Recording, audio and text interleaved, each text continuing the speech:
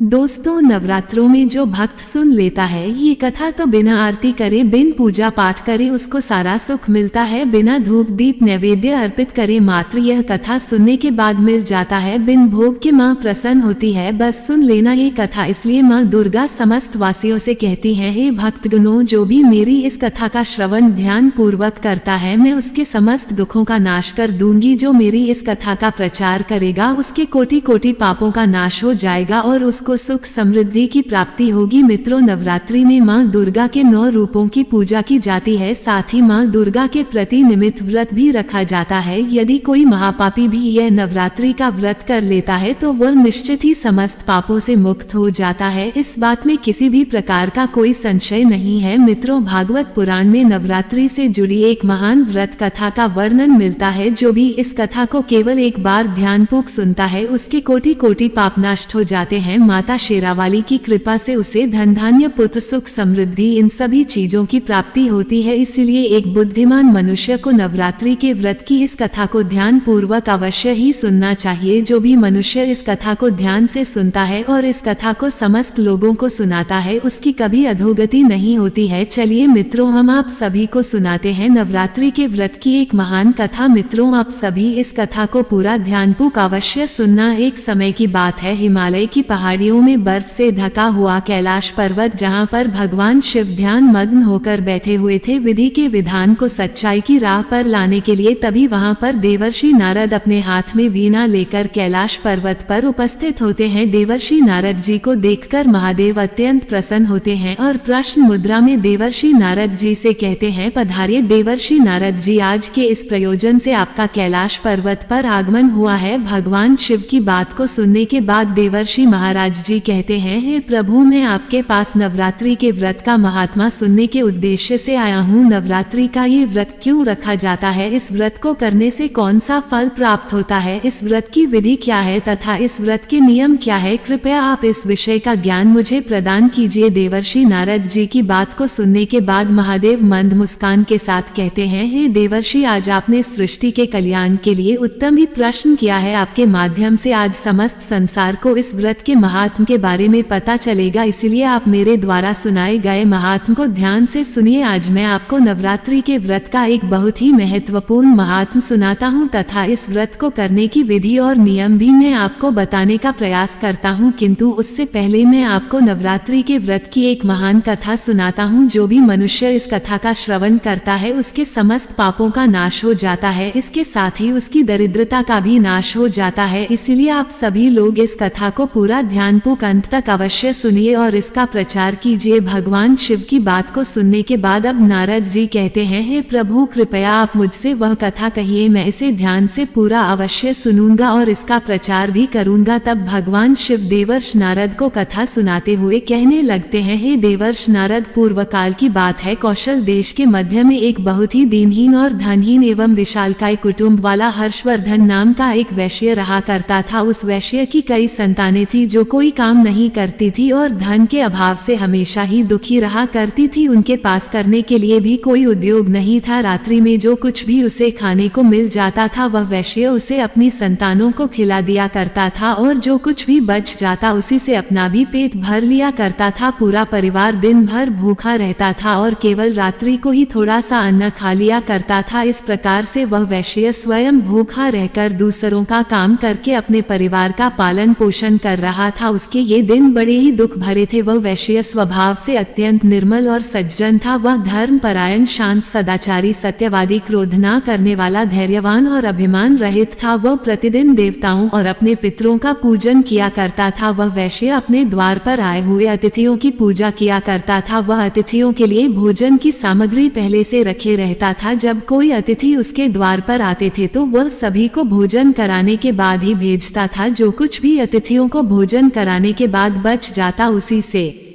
वो अपना गुजारा चलाया करता था। उसके अब ऐसे ही दिन गुजर रहे थे। अब कुछ समय बीतने के बाद एक विद्वान ब्राह्मण उस हर्षवर्धन नाम के वेश्य के घर पर आए। हर्षवर्धन ने ब्राह्मण को दान देकर उनका स्वागत और सत्कार्य किया तथा उन्हें हाथ जोड़कर प्रणाम करके अत्यंत व्याकुल होकर उस ब्राह्मण से इस प्रकार से कहने लगा, हे ब्राह्मण देवता, यदि आप हमारे अतिथि धर्म से प्रसन्न है तो क्या हम आपसे कुछ पूछ सकते हैं। तब वो ब्राह्मण कहने लगा, हे महात्मा, आपकी चर्चा तो चारों तरफ है कि जाती है कि आप एक महान दानी हैं। आप अतिथियों का स्वागत बड़े ही प्रेम से करते हैं। इसी कारण से मैं आपके पास आया हूँ। मैं आपके द्वारा पूछे गए हर एक प्रश्न का उत्तर आपको दूंगा। कृपया आप संकोच न करते हुए आपकी जो भी शंका है मुझसे पूछ लीजिए। उस ब्राह्मण की बात को सुनने के बाद वह वैश्य कहता है, हे ब्राह्मण देवता, कृपा करके आप मुझे बताइए कि मैं मेरी इस दरिद्रता का नाश निश्चित रूप से कैसे हो सकता है। इस दरिद्रता के कारण ही मैं अपने परिवार का पालन पोषण नहीं कर पा रहा हूँ। हे ब्राह्मण देवता, मुझे धन की अभिलाषा नहीं है, किंतु मैं आपसे कोई ऐसा उपाय पूछ रहा हूँ जिससे मैं अपने कुटुंब का पालन पोषण करने के लिए समर्थ हो जाऊं। मेरे पुत्र पुत्रियां भूख से पीड़ित होकर भोजन के लिए बहुत रोते हैं और मेरे घर में इतना भी अन्न नहीं रहता है कि मैं उन्हें मुट्ठी भर अनाज दे सकूं। उनका दुख मुझसे देखा नहीं जाता। आज मैंने अपने रोते हुए बालकों को घर से निकाल दिया है और वे कहीं चले गए हैं, इसीलिए मेरा हृदय शोक की अग्नि में जल रहा है। धन के अभाव में मैं क्या करूं। मेरी पुत्री भी विवाह के योग्य हो गई है, किंतु उसका विवाह करने के लिए मेरे पास कुछ भी नहीं है। कन्यादान का समय भी बीता जा रहा है। हे विपद, इसी कारण से मैं चिंतित हूँ। हे दयानिदान, आप तो विद्वान हैं, आप अवश्य ही मुझे कोई ऐसा तप मंत्र व्रत तथा उपाय बताइए जिससे मैं अपने परिवार का पालन पोषण करने में समर्थ हो जाऊं। हे ब्राह्मण देवता, क्या ऐसा हो सकता है। कृपया आप अपने ज्ञान के बल से विचार करके मुझे कोई उपाय बताए। इस प्रकार से उस वैश्य के द्वारा याचना करने पर उस ब्राह्मण ने बड़ी ही प्रसन्नता पूर्वक उस वैश्य से कहा, हे पुत्र, मैं तुम्हारे दुख का कारण समझ चुका हूँ। तुम चिंता मत करो, मैं तुम्हें अवश्य ही उपाय बताता हूँ। तुम अब नवरात्र के व्रत का अनुष्ठान करो। इसमें तुम रोज माँ भगवती की पूजा करो, हवन करो तो देवी के मंत्रों का उच्चारण करो। इससे तुम्हारे सभी कार्य सिद्ध हो जाएंगे, तुम्हारी दरिद्रता नष्ट हो जाएगी। हे पुत्र, नवरात्रि नामक इस पवित्र तथा सुखदायक व्रत से बढ़कर इस पृथ्वी लोक पर अन्य कोई व्रत नहीं है। यह व्रत सदा ज्ञान और मोक्ष देने वाला व्रत है। यह व्रत सुख तथा संतान की वृद्धि करने वाला है एवं शत्रुओं का पूर्ण रूप से विनाश करने वाला है। वनवास गमन के दौरान देवी सीता के वियोग में अत्यंत दुखी होकर मर्यादा पुरुषोत्तम श्री रामचंद्र जी ने भी किष्किंधा पर्वत पर इस व्रत को किया था। इसी व्रत के प्रभाव से उन्होंने महासागर पर सेतु की रचना करके रावण और उसके पुत्रों का संहार किया था और सीता को प्राप्त किया था। अब महादेव कहते हैं, हे देवर्षि, इस प्रकार से ब्राह्मण ने नवरात्रि के व्रत का महत्व उस वैश्य को सुना दिया, जिसे सुनकर वो वैश्य बहुत प्रसन्न हुआ और उसने उस ब्राह्मण को अपना गुरु मान लिया और उनसे देवी आदि शक्ति के मंत्र की दीक्षा ली। तत्पश्चात उस वैश्य ने अत्यंत भक्ति पूर्वक नवरात्रि में उस मंत्र का जाप किया और अनेक विधि तथा उपायों से माँ भगवती का पूजन किया। इस प्रकार से उस वैश्य ने 9 वर्षों तक नवरात्रि के व्रत का अनुष्ठान किया। फिर 9वें वर्ष के अंत में अष्टमी तिथि को अर्धरात्रि आने पर साक्षात महेश्वरी ने उस वैश्य को दर्शन दिए और कहा, हे पुत्र, मैं तुम्हारी भक्ति और पूजा से अत्यंत प्रसन्न हूँ। तुम्हें जिस भी वर की कामना है निसंकोच होकर तुम मुझसे मांग लो। तुम्हें जो चाहिए वह मैं तुम्हें प्रदान करूंगी। साक्षात माँ दुर्गा को अपने सामने खड़ा हुआ देखकर उस वैश्य का अंग कांपने लगा, उसकी आंखों से आंसू झलकने लगे। माँ दुर्गा के उस अद्भुत दिव्य स्वरूप को देखकर वह वैश्य हर्ष से उत्साहित होने लगा। फिर उस वैश्य ने माता को प्रणाम किया और उनसे कहने लगा, हे माँ, मैं आपके दर्शन पाकर ही धन्य हो गया हूँ। माता, आपका दर्शन अत्यंत दुर्लभ है। आप तो सचमुच त्रिलोक सुंदरी, सर्वशक्तिमान, समस्त संसार की जननी है। मुझ जैसे साधारण भक्त को आपने दर्शन देकर बड़ा ही उपकार किया है। हे माँ, अब मेरे मन में कोई कामना नहीं है। आपके दर्शन से ही मेरे सारे दुख मिट गए हैं। माँ, केवल मुझ पर इतनी कृपा कीजिए कि मेरे पुत्र पुत्रियां को पर्याप्त भोजन प्राप्त हो सके, जिससे उन्हें नित्य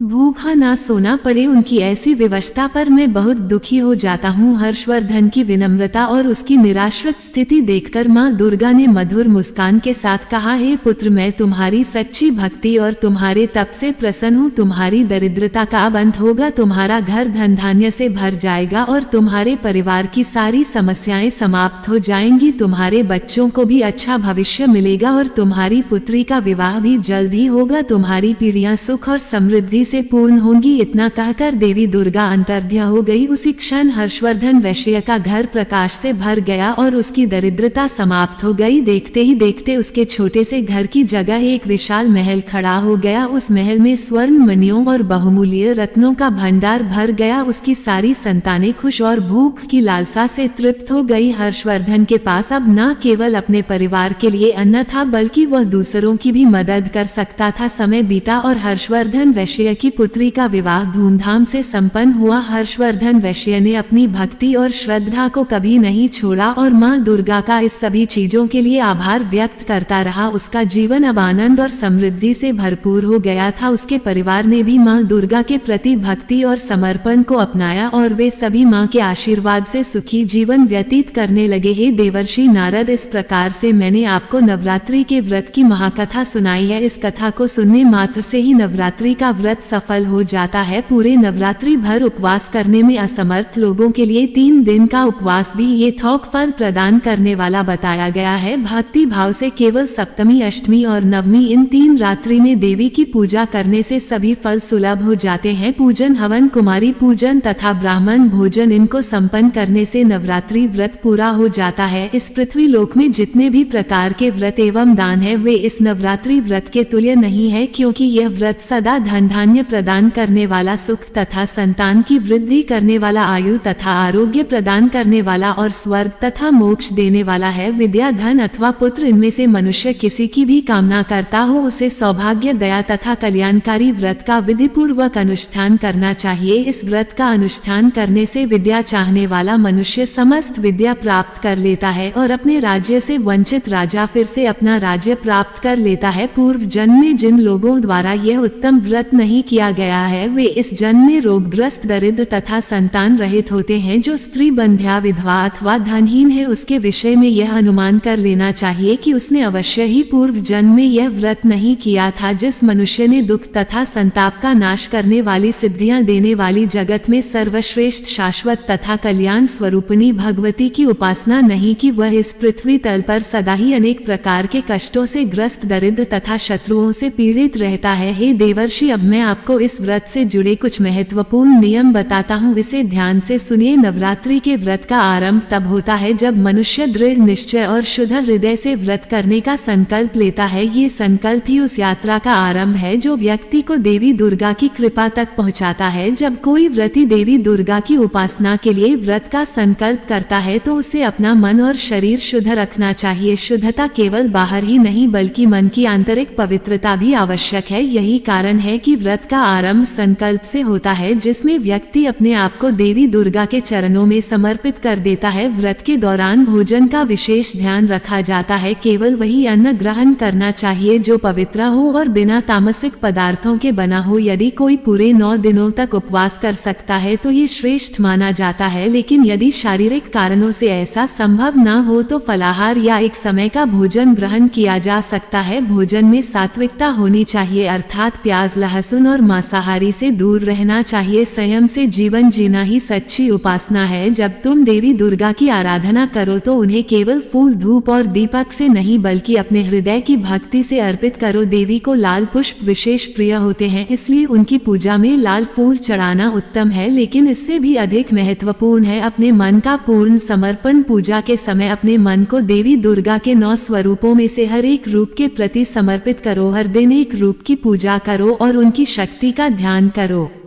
पूजा के साथ साथ उनकी महिमा का गान करना, उनकी कहानियों को सुनना और सुनाना भी अत्यंत शुभ माना जाता है। व्रत के इन दिनों में क्रोध, लोभ, मोह और द्वेष से दूर रहना चाहिए। ये समय है आत्मनियंत्रण और साधना का होता है। अपने मन में सत्य, अहिंसा और संयम के नियमों का पालन करना ही उत्तम है। इस दौरान अपने शब्दों और कर्मों से किसी का दिल न दुखाओ। यह व्रत केवल शरीर को कष्ट देने का नहीं बल्कि आत्मा को शुद्ध करने का समय है। जितना अधिक तुम अपने मन और हृदय को पवित्र रखो रखोगे उतनी ही देवी दुर्गा की कृपा तुम पर बरसेगी। हे नारद, ध्यान भी इस व्रत का एक अभिन्न अंग है। देवी के मंत्रों का जाप करो और उनके स्वरूप का ध्यान करो। जब तुम ओम दुर्गा नमः मंत्र का जाप करोगे तो शक्ति और साहस को उत्पन्न करेगा। ध्यान में बैठकर देवी के दिव्य रूप का चिंतन करो, उनकी महिमा को स्मरण करो, जिससे तुम्हारे भीतर की नकारात्मकता दूर हो जाएगी और शांति का अनुभव होगा। जब नवरात्रि के अंतिम दिन आते हैं तो देवी की कृपा को पाने के लिए कन्याओं का पूजन करना अत्यंत महत्वपूर्ण है। कन्याएं देवी का ही रूप मानी जाती है, इसलिए 9 कन्याओं को आमंत्रित करके उनकी सेवा करो, उन्हें भोजन कराओ, उनके पैर धोकर आशीर्वाद लो। ये पूजा तुम्हारी साधना को पूर्णता की ओर ले जाएगी। और हाँ, इस व्रत के दौरान तामसिक आहार से दूर रहना आवश्यक है। मांसाहार, मदिरा और तामसिक वस्तुओं से दूरी बनाकर रखनी चाहिए। व्यक्ति को एकदम सात्विक जीवन जीना चाहिए, जिससे उसकी साधना में कोई विघ्न ना हो। यह 9 दिन केवल तपस्या के दिन नहीं है, यह आत्मिक जागरण के दिन है। भगवान शिव ने नारद को नवरात्रि के व्रत का महत्व समझाते हुए कहा है, यह व्रत केवल सांसारिक इच्छाएं की पूर्ति के लिए नहीं बल्कि आत्मा की उन्नति के लिए है। जो श्रद्धा और भक्ति से इस व्रत का पालन करता है वह देवी दुर्गा की कृपा से सारे कष्टों से मुक्त हो जाता है और उसकी सभी इच्छाएं पूर्ण होती हैं। इसलिए हे नारद, जो भी इस व्रत का संकल्प ले उसे तन मन और आत्मा की पूर्ण पवित्रता के साथ इस साधना को करना चाहिए। इस प्रकार से भगवान शिव जी ने नारद जी को नवरात्रि का महात्मा और कथा सुनाई है। दोस्तों, अब जानते हैं नवरात्रि में मिलने वाले संकेतों के बारे में। अगर आपको भी ऐसे संकेत मिलते हैं तो माँ दुर्गा आप पर प्रसन्न है। दोस्तों, नवरात्रि में माँ की पूजा करते समय अगर आपको ऐसा प्रतीत हो रहा है कि माँ की मूर्ति आपको देखकर मुस्कुरा रही है अथवा माँ दुर्गा के होंठ हिल रहे हैं, आपको अचानक ही ऐसा महसूस हो कि माँ दुर्गा आपकी तरफ ही देख रही है, तो ये बड़ा ही शुभ संकेत है। यदि आप माँ के चरणों पर अपना माथा टेकते हैं और अचानक ही कोई फूल आपके ऊपर गिर जाता है तो ये संकेत है कि माँ आपकी भक्ति से अत्यधिक प्रसन्न है, आपकी कोई मनोकामना अवश्य ही पूर्ण हो जाएगी। दूसरा संकेत दोस्तों, यदि नवरात्रि में आपके द्वार पर कोई कन्या लाल वस्त्र धारण करके पधार रही है और उस कन्या को देखकर आपका मन अत्यंत प्रसन्न हो जाता है तो ये बहुत ही शुभ संकेत है। आपको उस कन्या को कोई भेंट वस्तु अवश्य देनी चाहिए। साक्षात माँ दुर्गा ही उस कन्या के रूप में आपको संकेत दे रही है। और यदि नवरात्र में आपके सपने में कोई कन्या दिखाई पड़ती है जो आपको देखकर बार बार मुस्कुरा रही है तो आपको समझ लेना चाहिए कि माँ आपकी भक्ति से बहुत प्रसन्न है और अब आपके जीवन से बुरा समय समाप्त होने वाला है। तीसरा संकेत, यदि आपको सपने में माँ के पद चिन्ह दिखाई पड़ते हैं और आप अपने पद चिन्हों का पीछा कर रहे हैं लेकिन आपको माँ दुर्गा कहीं पर भी दिखाई नहीं पड़ती है तो आप सपने में माँ को खोजने के लिए इधर उधर भाग रहे हैं, तो ये भी एक शुभ संकेत है। अगर आपको भी ऐसा सपना आता है तो आपके दुखों का अंत होगा। घर में यदि कोई बीमार है तो वह भी पूर्ण रूप से स्वस्थ हो जाएगा। चौथा संकेत दोस्तों, यदि आप माँ दुर्गा की आरती अथवा आराधना कर रहे हैं और आप माँ की भक्ति में पूर्ण रूप से डूब गए हैं और अचानक ही आपकी आंखों से आंसू आने लग जाए, आपके मन में एक विचित्र भाव प्रकट हो जाए जिसे आप समझ नहीं पा रहे हो, तो यह माँ का ही संकेत है। आपके हृदय में माता ने प्रवेश कर लिया है और अब आपकी कोई इच्छा अवश्य ही पूर्ण होगी। पांचवा संकेत, यदि नवरात्रि में आपके पास माँ दुर्गा की प्रिय वस्तुएं बार बार आने लगती हैं, जैसे माँ का श्रृंगार का सामान, माता के लाल फूल, माता की लाल चुनरी, चीजें आपके हाथ में बार बार आने लग जाए तो इसे शुभ संकेत ही समझना चाहिए। तो दोस्तों, इस प्रकार से भगवान शिव जी ने नारद जी को नवरात्रि के व्रत का महात्म सुनाया है। आपको ये कथा कैसी लगी कमेंट करके अवश्य बताएं। जानकारी अच्छी लगी तो चैनल को सब्सक्राइब जरूर करें। अगर आप माता रानी से प्यार करते हैं तो एक लाइक जरूर